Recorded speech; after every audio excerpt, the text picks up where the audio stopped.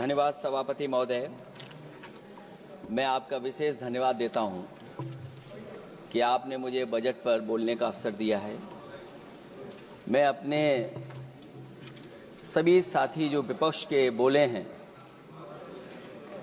उनसे अपनी बात को जोड़ते हुए मैं भी इस बजट के विरोध में खड़ा हुआ हूं। अध्यक्ष महोदय, ये बजट टारगेटेड बजट है, ये बजट फोकस्ड है। ये टारगेटेड फोकस्ड उन लोगों के लिए है जो बहुत संपन्न हैं, बड़े लोग हैं, उद्योगपति हैं, उनके लिए ये बजट बना हुआ है। और जो बात कही जा रही है कि भारत को विकसित राष्ट्र बनाने के लिए मुझे इसमें कोई रोड मैप नहीं दिखाई देता है। और रोड मैप इसलिए नहीं दिखाई देता अध्यक्ष महोदय कि जैसे ही बजट आया, सभापति महोदय, जैसे ही बजट आया हम लोगों ने वो तस्वीरें देखी हैं। वो जो तस्वीरों में दिख रहा है, इधर हाथों में हथकड़ी और पैरों में बेड़ियां, क्या सभापति महोदय 10 बजट इस देश के लिए इसलिए बनाए गए थे कि जब 11वां बजट आएगा तो पूरा देश और पूरी दुनिया ये देखेगी कि भारत के लोग हथकड़ी लगा करके और बेड़ियों को लगा करके भारत लौटाए गए। सभापति महोदय, मैं आपके माध्यम से ये बात कहना चाहता हूं कि अमेरिका जा रहे हैं तो पिछली बार हीरा लेकर के गए थे, इस बार सोने की जंजीर ले जाइएगा। जंजीर देखकर शायद उन्हें कोई और जंजीर याद आ जाए। और हो सभापति महोदय, हो सके तो कुछ बच्चे और महिलाओं को अपने साथ तो नहीं, किसी और जहाज में साथ लेते आएगा। वो जहाज भी तो भारत का ही होगा। इतना हक तो उनका बनता ही है कि कम से कम दूसरों की ठगी से शिकार कुछ लोग तो बाइज्जत देश लौट सकें। वैसे सवाल ये भी है कि आपके रहते ऐसी ठगी कैसे फल फूल रही है। और सभापति महोदय, इस ठगी से सबसे ज्यादा अगर प्रभावित कहीं के लोग हैं तो वो गुजरात के प्रभावित लोग हैं। क्या यही सभापति हमारे विकसित भारत की तस्वीर है? यादव जी, आप सीनियर मेंबर हैं। सभापति पार्लियामेंट्री वर्ड जो आप बोलते हैं थोड़ा सा सोच समझ के बोलिएगा। ये ठगी वर्ड जो है थोड़ा सा इसको हटा दीजिएगा। सभापति महोदय, एक दूसरी तस्वीर में हम लोगों ने देखी, महाकुंभ जो 144 साल बाद एक झूठा प्रचार किया गया। 144 साल। सभापति महोदय, बोलने दीजिए। सभापति महोदय, कुछ पॉइंट रेज करा। सभापति महोदय, ये एक मिनट रुकिए, एक मिनट, जस्ट अ मिनट, एस्ट्रोनॉम, एक minute please, honourable member please, Yadav ji एक मिनट प्लीज, आप बैठे। सभापति महोदय, यादव जी आप बैठे, एक मिनट, आप बोलिए। संविधान का आर्टिकल 25, 26, 27 और 28 ये कहता है कि आप किसी भी रिलीजन के खिलाफ किसी प्रकार की बातें नहीं कर सकते। ये लोग एंटी हिंदू है, ठीक है, ये लोग एंटी हिंदू है, ठीक है, पूरे कांग्रेस के। आई गॉट द पॉइंट, देख लेंगे सर, देख लेंगे इसको। I will see, please be seated, आप लोग बैठिए, हम देख लेंगे, सभापति महोदय, हम देख लेंगे, आप बैठिए प्लीज, आप बोलिए, हम देख लेंगे। गौरव जी बोला है ना, प्लीज आप लोग बैठिए, बोलने दीजिए, नेता को बोलने दीजिए, माननीय नेताजी को बोलने दीजिए। वो महाकुंभ की तस्वीर, क्या हो रहा है? ये भड़काना चाहते हैं, ये भड़काना चाहते हैं। सभापति महोदय, ध्यान भड़काना चाहते हैं। एक मिनट, कोई भी ऐसा स्नान करके नहीं आए हो, कोई भी आस्था के विरुद्ध में बोला, आपको कोई उसको हटा अधिकार दीजिएगा। नहीं बनता है, आप स्नान करके नहीं आए हो। आपने स्नान नहीं किया कुंभ में। बोल दिया मैंने, सभापति बोल दिया महोदय, मैंने, बोल दिया प्लीज। आप हटा दिया जाएगा, हटा दिया जाएगा उसे। सभापति महोदय, इन्होंने कुंभ में स्नान नहीं किया। आप इधर देखिए, शहर पर देखिए, उधर मत देखिए, शहर को संबोधन कीजिए। अगर फोटो आई होती तो मैं जैकेट वाली भी फोटो देख लेता। आपका कोई गलत फोटो दिखा है, सभापति महोदय, ऐसा लग रहा है। विकसित भारत की जो दूसरी तस्वीर देखी जी, वो तस्वीर न केवल हम लोगों को दुख पहुंचाती है, बल्कि तमाम वो सनातन को स्वीकार करने वाले लोग, उनको दुख पहुंचाया होगा। सभापति महोदय, अगर लोग तकलीफ में रहे, परेशानी में रहे, और ये पहली बार हुआ होगा ऐसा कि लोग 300 किलोमीटर के जाम में फंस गए, न केवल एक मुख्यमंत्री सभापति महोदय, उन्हें 2-2 मुख्यमंत्रियों को लगाना पड़ा कि कैसे जाम रुक जाए। सभापति, इसके साथ साथ इन्हीं के संगठन के लोगों को जब लगा कि वो व्यवस्था नहीं बना सकते, तो इतने दिनों बाद इनके संगठन के लोगों की अपील है कि भारतीय जनता पार्टी के कार्यकर्ता बाहर आए और लोगों को सुविधा दें, परेशानी दें। ये बात तब सभापति आई है जब लोग दुख, तकलीफ, परेशानी की वजह से इनके खिलाफ चिल्लाने लगे, इनके खिलाफ बोलने लगे। सभापति महोदय, मैं ये पूछना चाहता हूं, जिस स्नान के लिए प्रधानमंत्री गए हो, देश के राष्ट्रपति गए हो, उपराष्ट्रपति गए हो, मंत्री गए हो, क्या यही विकसित भारत की तस्वीर होगी जिसमें आप ट्रैफिक मैनेज नहीं कर पा रहे हैं? आप हर शहर में ये कहा गया कि कोई शहर से निकले नहीं, सब के सब वहीं पर रुक जाएं, आगे नहीं जा सकते, दर्शन नहीं कर सकते। अगर ये सच्चाई नहीं है सभापति महोदय, सब बॉर्डर सील हुए हैं, जितना भारत के लोग सब बॉर्डर सील हुए हैं, और फिर चांद पर पहुंचने का क्या फायदा जब जमीन की समस्याएं न दिखती हों आपको, जमीन की समस्याएं न दिखती हों। और सभापति महोदय, मैं सरकार से जानना चाहता हूं, वो ड्रोन कहां हैं? वो जो डिजिटल इंडिया की बात कही गई थी, वो कहां है? जो लोग अभी तक इस बात की डिजिट नहीं दे पा रहे हैं कि कितने लोगों की जान गई है, कितने लोग वहां पर खो गए हैं।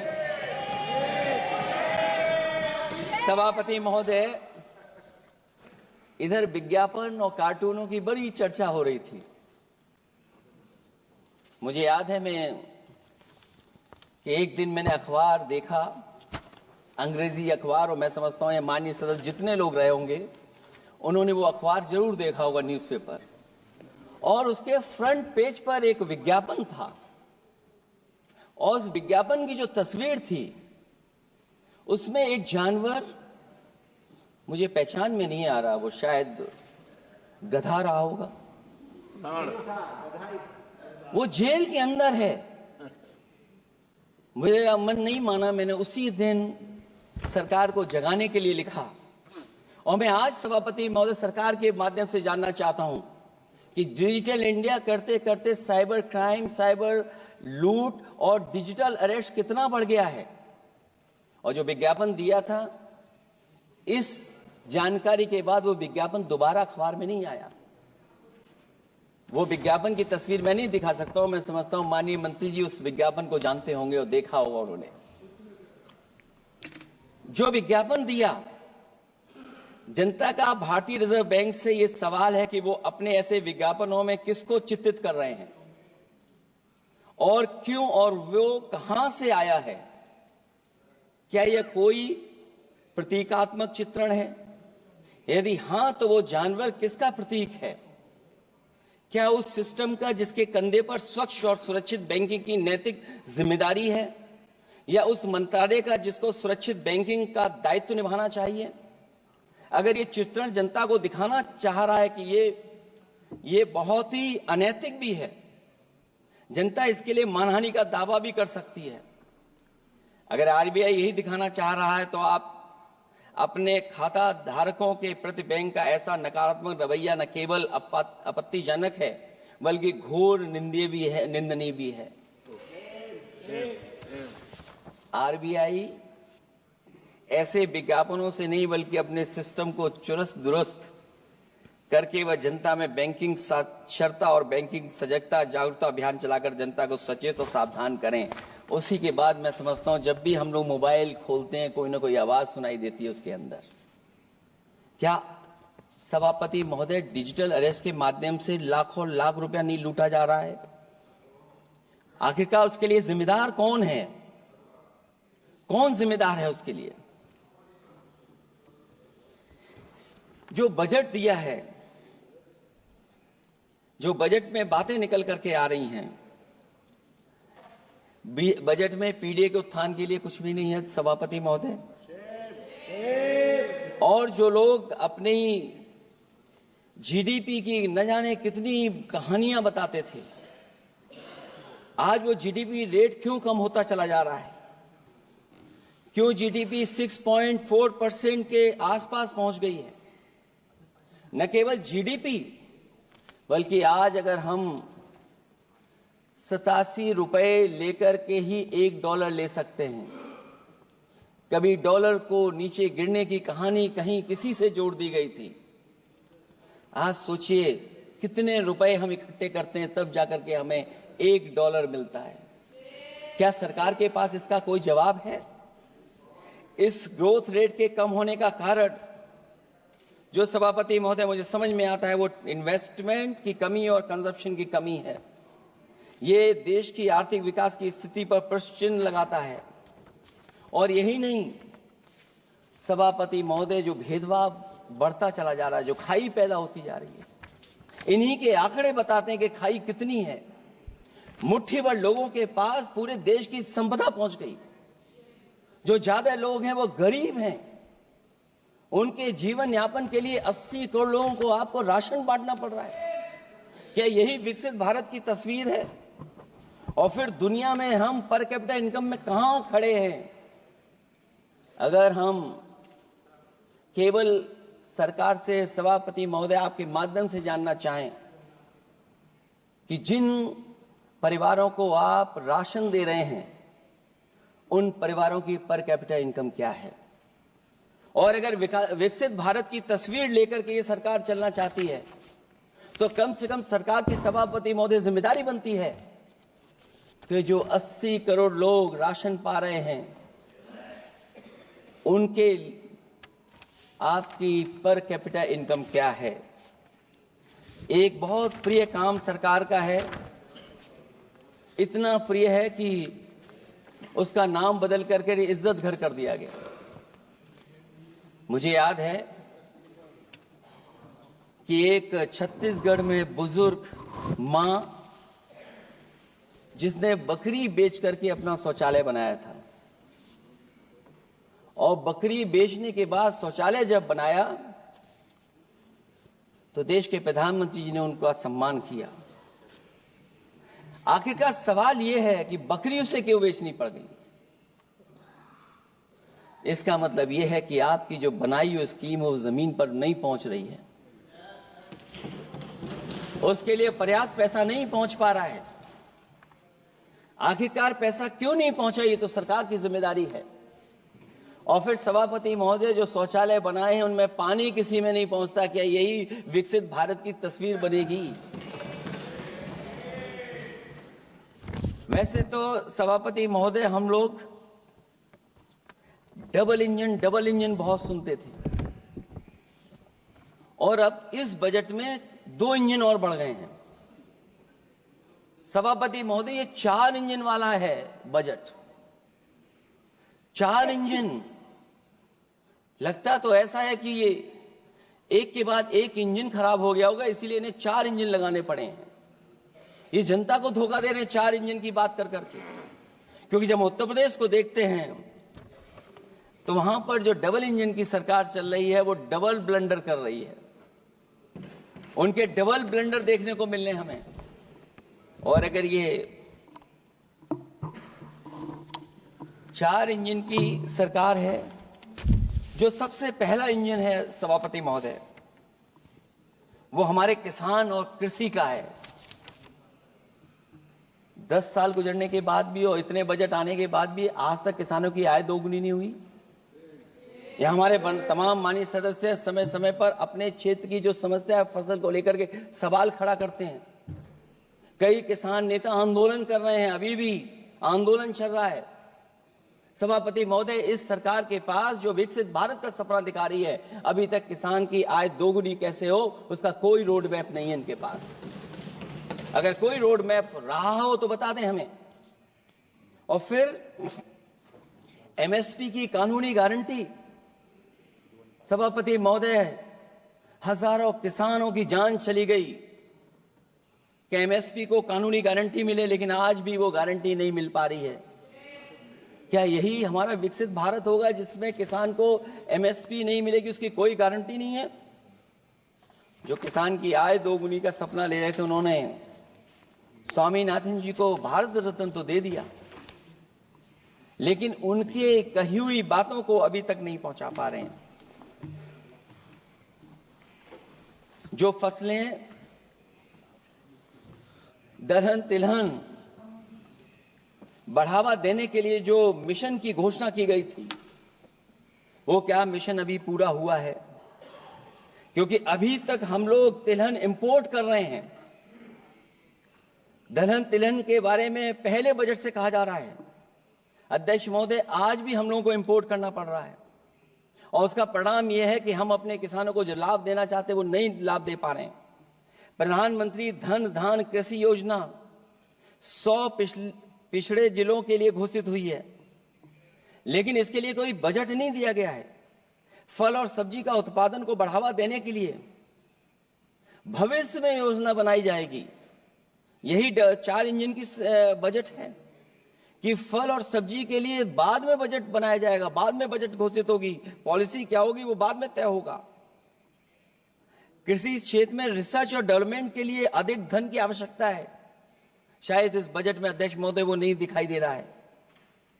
कृषि क्षेत्र में कार्यबल करीब 46% है, लेकिन जीडीपी में इसका योगदान केवल 18% है। किसानों की खराब आर्थिक स्थिति को दर्शाता है कि अभी हमारा किसान गरीब है। फसल बीमा योजना, मुझे याद है फसल बीमा योजना को लेकर के न जाने कितना प्रचार किया गया, लेकिन सच्चाई तो यह है कि जब क्लेम करने की बात आती है तो जो आंकड़े बताते हैं वो अभी भी 3% से ऊपर नहीं पहुंच पाए हैं। किसान के कर्ज के कारण किसान आत्महत्या कर रहा है। क्या विकसित भारत की यही तस्वीर होगी कि लाखों लाख किसान हमारा आत्महत्या कर ले? अब तो सुना है कि वो आंकड़े भी आना बंद हो गए हैं। हमें किसान के ऊपर कर्ज और कर्ज के ऊपर कर्ज नहीं बनाना है।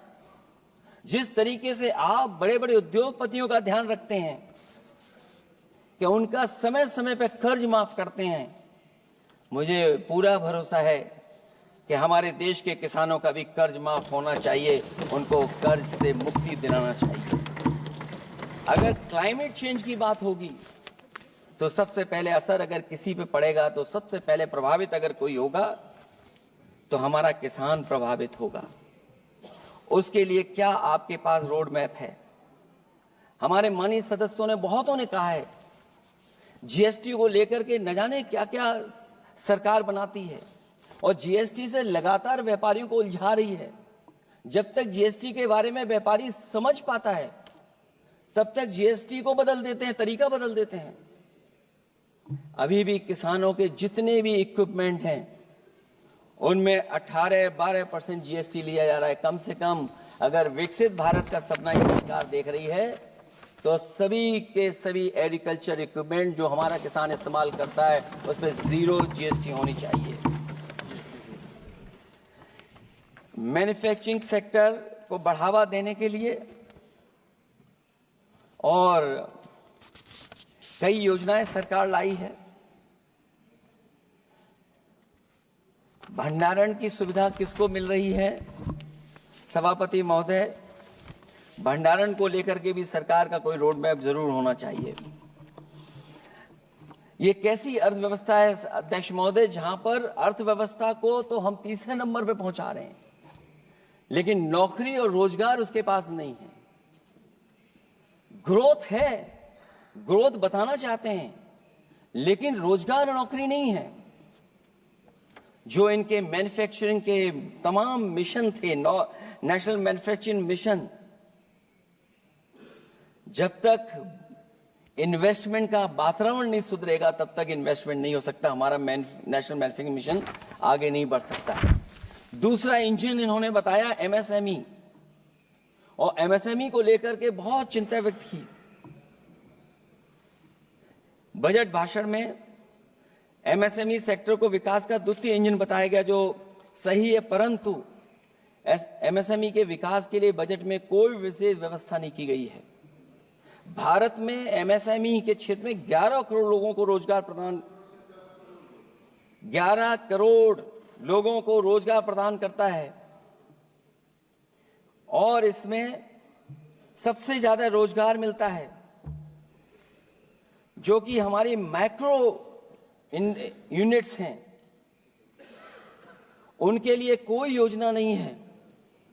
उनको विशेष मदद के लिए कोई प्रावधान न पहले किया गया न इस बजट में किया गया है। मैं केवल यूपी के बारे में कहना चाहता हूं कि यूपी में लगभग 96 लाख एमएसएमईज हैं, लेकिन केवल 14 लाख पंजीकृत हैं। पूरे देश में 6 करोड़ हैं। एमएसएमई के विपरीत केवल 1 करोड़ पंजीकृत हैं।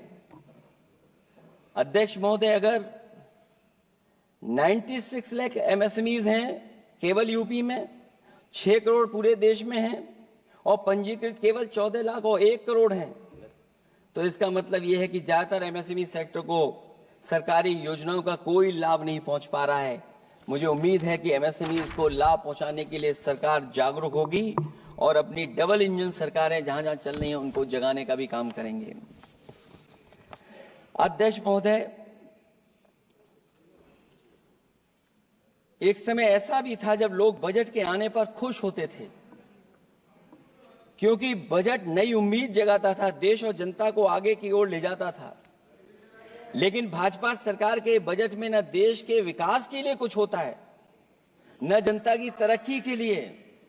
बजट मायूसी लेकर नहीं आना चाहिए।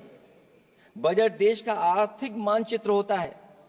वो दर्शाता है कि किस तरह पूरे देश का संतुलित, मतलब हर राज्य का बराबर विकास हो, और जो भी राज्य या क्षेत्र भौगोलिक, शैक्षिक, सामाजिक, राजनीतिक कारणों से पिछड़ गया है, उसके लिए कैसे प्रावधान किए जाएं जो वो भी मुख्य धारा से जुड़ सके। वर्तमान में बैलेंस डेवलपमेंट की नीति पिछड़ती जा रही है। मैंने कई मौकों पर कहा है और आज फिर दोहरा रहा हूं कि अध्यक्ष महोदय, सच्चा विकास वही होता है जो भेदभाव मिटाता है। अच्छा बजट किसी देश को हर दिशा में विकास का रास्ता तैयार करता है। इन्हीं अर्थों में बजट लोकतांत्रिक होता है, जो समाज के हर वर्ग के लिए लाभकारी होता है। ये सबसे आखिरी व्यक्ति को ताकत देकर के उसे आर्थिक मुख्यधारा से जोड़ता है। ये बजट होता है। और मैं तो कहूंगा अध्यक्ष महोदय, मिट जाए अमीरी गरीबी के बीच की वो सब खाई जिसमें भेदभाव और गैर बराबरी की जड़ें जमाई। बजट के अंदर उसके लिए हमेशा एक दिल धड़कना चाहिए, जो आज भी भूख के सूचकांक के आंकड़े बनाकर देश के दिखावटी विकास के सच का भंडाफोड़ कर रही है। भूख मिटे, महंगाई घटे, यही बजट का सबसे बड़ा नारा होना चाहिए। निर्बल को सबल बनाना, निराशा को आशा में बदलना ही बजट का मानवीय पहलू होना चाहिए। बजट का सबसे बड़ा सिद्धांत कमजोर के प्रति हमदर्दी होना चाहिए। बजट बनाने की सोच किसी या कुछ लोगों को लाभ पहुंचाने की नहीं होनी चाहिए, बल्कि इंसानियत के नजरिए की उसी बुनियाद होनी चाहिए। यदि बजट के आने से निर्बल सबल बनता है तो समझो बजट अपने उद्देश्यों से सफल हुआ है, नहीं तो उसे असफल ही माना जाना चाहिए। अध्यक्ष महोदय, रोटी की भूख किसानों को विश्वास में लेकर ही मिटाई जा सकती है। और मैंने पहले भी कहा, फिर दोहराता हूं उन बातों को। किसान को फसल का सही दाम दिलवाना और उसे बीज, खाद, पानी का इंतजाम करना, आवारा पशुओं से उनकी फसलों को बचाना। और ये आवारा पशुओं को अध्यक्ष महोदय मैं इसलिए कहना चाहता हूं, उत्तर प्रदेश के चुनाव में देश के प्रधानमंत्री जी आए थे, उन्होंने कहा था कि मैंने एक रोड मैप बनाया है और 2 हफ्ते मुझे लगेंगे, सरकार बनवा दीजिए, एक भी जानवर सड़क पर नहीं दिखाई देगा और किसान की जान नहीं जाएगी और न खेतों की बर्बादी होगी। लेकिन अध्यक्ष महोदय, मैं उत्तर प्रदेश के माननीय सदस्य चाहे इधर के हों उधर के हों, वो जानते होंगे कि इस तकलीफ और परेशानी से अभी भी किसान उभर नहीं पाया है और आज भी खेतों को उसे चार दीवारी या तारों से जोड़ करके चलना पड़ रहा है। फसलों को बचाना सरकार की प्राथमिकता होनी चाहिए। इस मामले में जुमलेबाजी और झूठे वादे अच्छे नहीं। आंकड़े बताते हैं कि देश में बहुत सारे ऐसे कारोबार हो रहे हैं जो कारोबार बढ़ते चले जा रहे हैं। कई उद्योगपति कई गुना कारोबार से लाभ उठा रहे हैं। कई विदेशी कंपनियां इस धंधे में अरबों कमा रही हैं, लेकिन आलू का किसान इस लाभ से वंचित है। जहां अध्यक्ष महोदय बिहार के लिए मुनक्का को लेकर के अगर वोट बढ़ाए, मैं उसका स्वागत करता हूं। मखाने को लेकर के एक कदम आगे चला गया, मैं दूसरे स्टेट में पहुंच गया अध्यक्ष महोदय। लेकिन मखाने का जो बोर्ड बनाए, लेकिन हमारे साथियों मखाने का ध्यान रखना, जिस तरीके से पॉपकॉर्न का मीठे और नमकीन में जीएसटी में हेरफेर हो गया है, कहीं आपके मखाने में भी मीठे का जीएसटी अलग हो, नमकीन का अलग हो, गुड़ वाले का अलग हो मखाने में। हाँ, कहीं वैसा ही ना करेंगे। आज किसान का आंदोलित होना सरकार की विफलता का सबसे बड़ा उदाहरण है। सरकार और किसान के बीच भरोसे के बिना भूख नहीं मिटाई जा सकती है।